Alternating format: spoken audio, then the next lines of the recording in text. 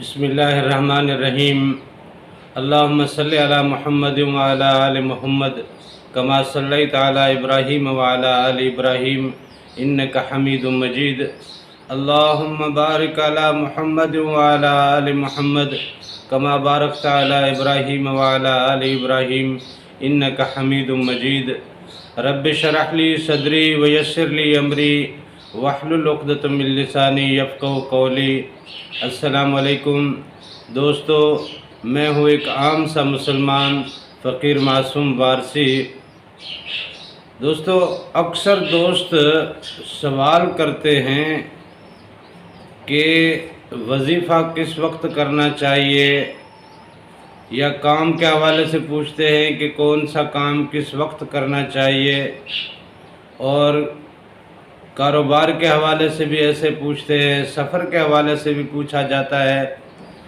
تو اصل میں پوچھنے کا ان کا مقصد یہ ہوتا ہے کہ یہ وقت ہمارے لیے اچھا رہے گا کہ نہیں رہے گا۔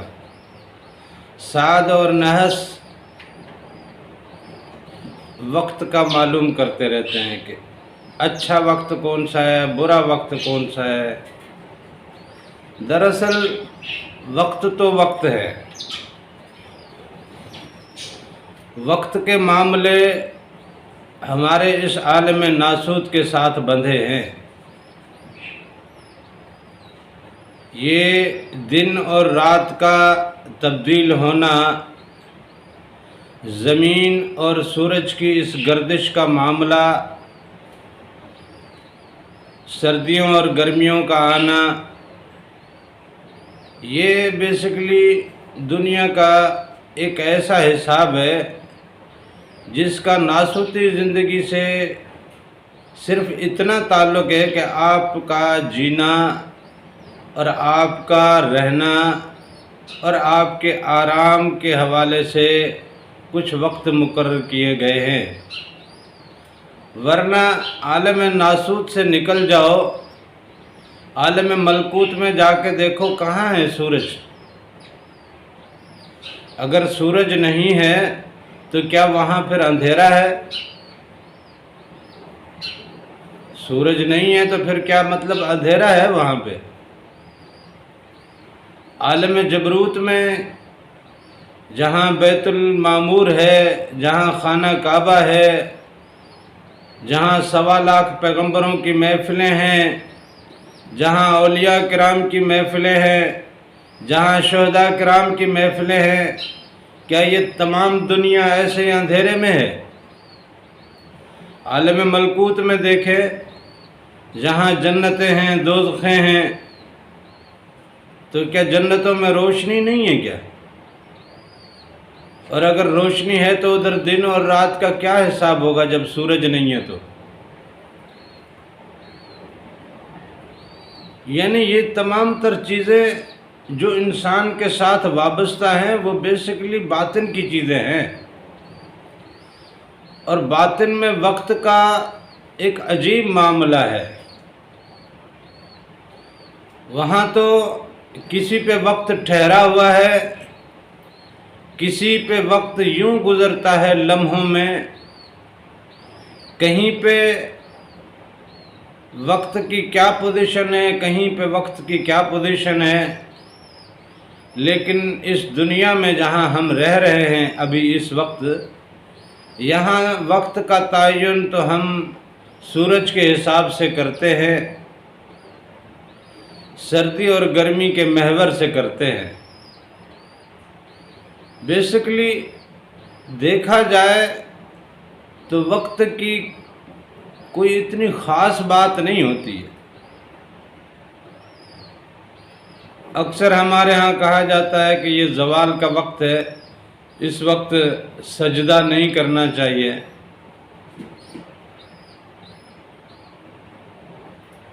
اس وقت نماز نہیں پڑھنی چاہیے۔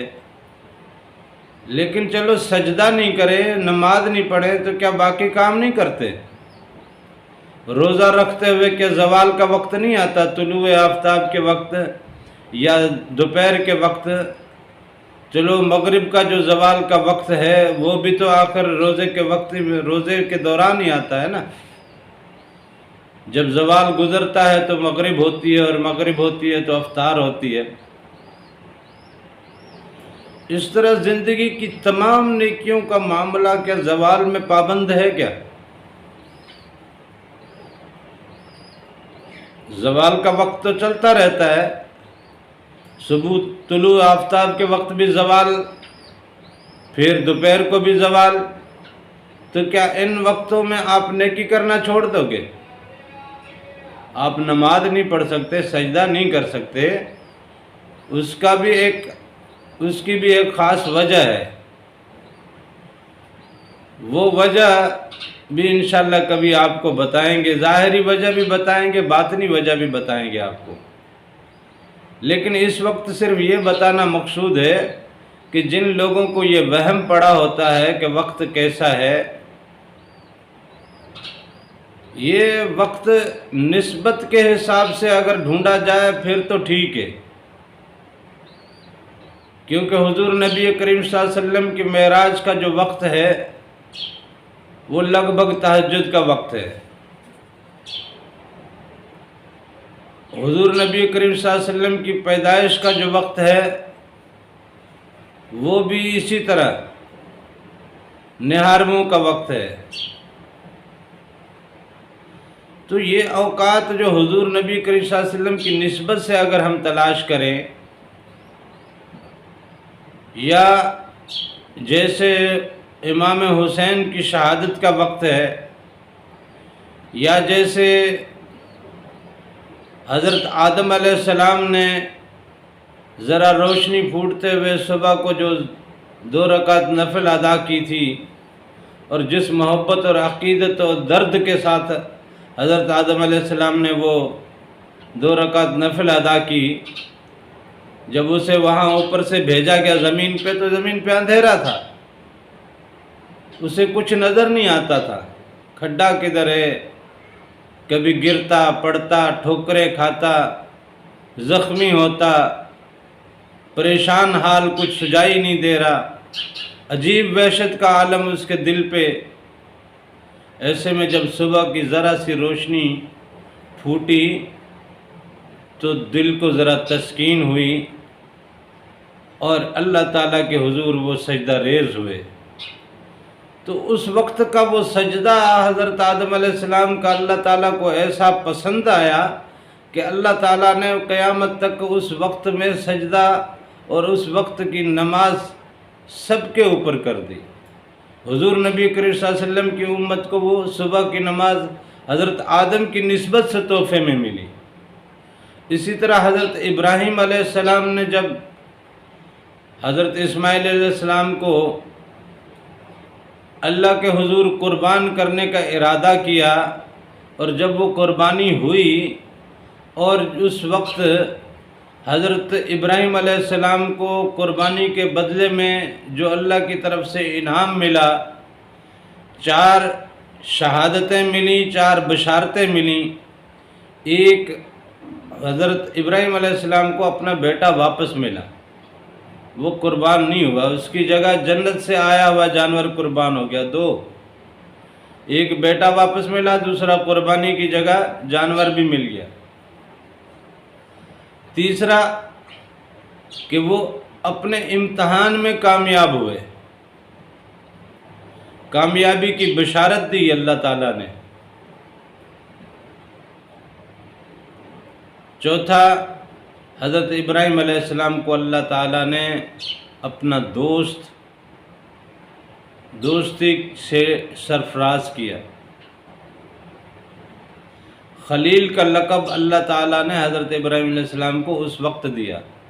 ان 4 انعامات کے بدلے میں حضرت ابراہیم علیہ السلام نے 4 رکعت نفل ادا کی تھی، اور جس محبت، عقیدت اور دل جمعی کے ساتھ، اور خشوع و خضوع کے ساتھ، اور جس شکرانے کے ساتھ وہ نوافل ادا کیے تھے، اور جس کیفیت میں جا کے وہ نفل ادا کیے تھے، اللہ تعالیٰ کو وہ بڑے پسند آئے، اور وہ قیامت تک حضور نبی کریم صلی اللہ علیہ وسلم کی امت کو تحفے میں ظہر کی نماز کے فرائض میں شامل کر کے دیا گیا۔ اسی طرح وقت دراصل آپ سمجھ لیں کچھ بھی نہیں ہے۔ یہ جو سعد اور نحس کی آپ تلاش کرتے ہیں نا، اس اچھے اور برے وقت کے حوالے سے آپ کچھ بھی تلاش نہ کریں۔ وقت تو وہ ہے جو آپ کو مل گیا ہے،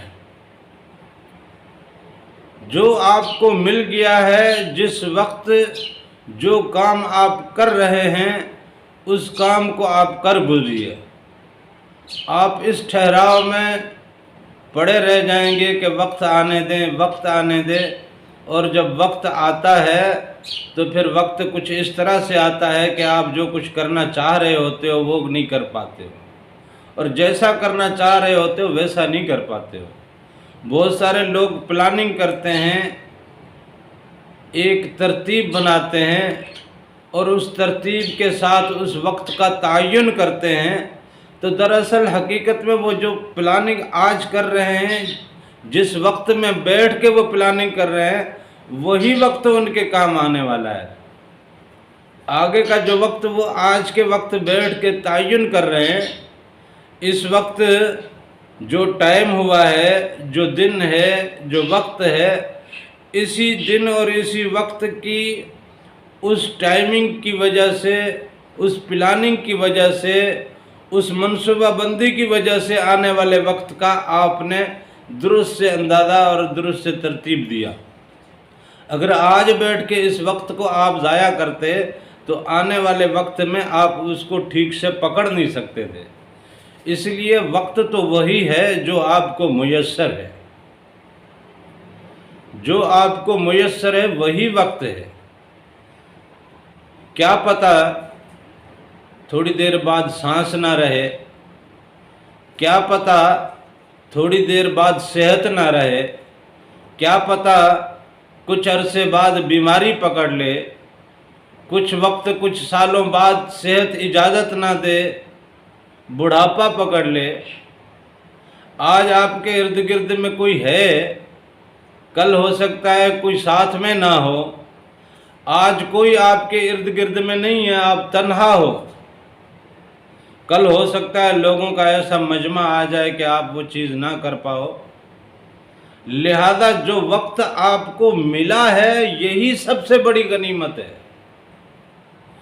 یہ جو وقت آج آپ کے ہاتھ میں ہے، جس وقت میں آپ جی رہے ہو، وہ جو وقت آپ کو میسر آ گیا ہے، یہی وہ وقت ہے جو درست ہے، یہی بہترین وقت ہے، یہی اچھا وقت ہے۔ آنے والا ہر وقت، آنے والا ہر پل، آنے والی ہر گھڑی آپ کی آج کے اس پل کے ساتھ وابستہ ہے۔ برا وقت تو صرف وہ ہے جو آپ سے گزر گیا، جسے آپ جا کے پکڑ نہیں سکتے، جسے آپ جا کے حاصل نہیں کر سکتے۔ اس وقت آپ نے جو گنوایا سو گنوا دیا۔ لہذا برا وقت صرف وہی ہے جو آپ سے گزر گیا ہے، اور جو آپ کے ہاتھ میں ابھی ہے، جس پل میں آپ ابھی جی رہے ہو، یا آنے والا پل جو آپ کے سامنے ہے، ان دونوں کو آپ پکڑ لو، یہی بہترین وقت ہے۔ جو میسر ہے وہی وقت ہے اور وہی بہترین وقت ہے۔ لہذا وقت کے حوالے سے یہ ابہام، یہ وسواس، یہ خیالات، یہ تجسس اور یہ اپنے اندر یہ مخمصے پالے ہوئے جو ہے، یہ بہتر نہیں ہے، یہ ٹھیک نہیں ہے۔ دراصل یہی چیزیں آپ کے وقت کو برباد کر دیتی ہیں۔ آپ اپنے وقت کو چاہے کسی بھی چیز میں استعمال کرنا چاہیں، چاہے وہ کام کاج میں استعمال کرنا چاہتے ہیں، رشتہ داری برادری میں استعمال کرنا چاہتے ہیں، دوستی اور کسی اور معاملے میں استعمال کرنا چاہتے ہیں، چاہے اس کو آپ کاروبار میں استعمال کرنا چاہتے ہیں، یا اللہ کی عبادت اور بندگی میں استعمال کرنا چاہتے ہیں، یا اللہ کے ذکر میں استعمال کرنا چاہتے ہیں، وقت تو وہی ہے جو آپ کو ابھی میسر ہے۔ کل ہو سکتا ہے اس طرح سے وقت آپ کو میسر نہ ہو سکتا ہے کل کے حالات اس طرح سے نہ ہوں، لہذا ابھی جو وقت میسر ہے یہی سب سے بہترین وقت ہے، اور اسی وقت کو آپ استعمال کیجئے، اللہ کے ذکر کے لیے استعمال کیجئے، اللہ کی فکر میں استعمال کیجئے، اس کے حبیب کی فکر میں اور اس کی محبت میں استعمال کیجئے، اللہ کی بندگی میں استعمال کیجئے، اپنے آپ کو اسی وقت اللہ کے سپرد کر دیجئے۔ اسی لمحے، یہ جو لمحہ میسر ہے، یہ جو وقت میسر ہے، یہی وہ بہترین وقت ہے۔ ابھی سے آپ اپنے آپ کو اللہ کے سپرد کر دیجئے، کیونکہ ہو سکتا ہے، ممکن ہے، اگلے لمحے آپ اس کیفیت میں ہوں جس کیفیت میں آپ سے سب کچھ نکل چکا ہو، اور جس کیفیت میں آپ پھر کسی چیز کو پکڑ نہ سکتے ہوں، آپ کسی چیز پہ کوئی دسترس نہ رکھتے ہوں، آپ کسی چیز کی ہو سکتا ہے قوت نہ رکھتے ہوں۔ ہو سکتا ہے کل معاملہ کچھ اور ہو، کچھ دیر بعد معاملہ کچھ اور ہو، کچھ روز بعد معاملہ کچھ اور ہو۔ لہذا ابھی جو وقت ہے یہی سب سے بہترین وقت ہے۔ اسی وقت کو سب سے بڑی غنیمت جانیے، اور اسی وقت کو بھرپور انداز میں استعمال کیجیے۔ اور سب سے خوبصورت استعمال تو یہ ہے کہ اللہ کے ذکر میں اور اللہ کی فکر میں اس وقت کو استعمال کیجیے۔ اللہ تعالیٰ سے دعا ہے کہ وہ ہمیں وقت کی اہمیت کو سمجھنے اور ہر وقت اپنے اور اپنے حبیب کے عشق میں ہر لمحہ گزارنے کی توفیق عطا فرمائے۔ آمین۔ جزاک اللہ۔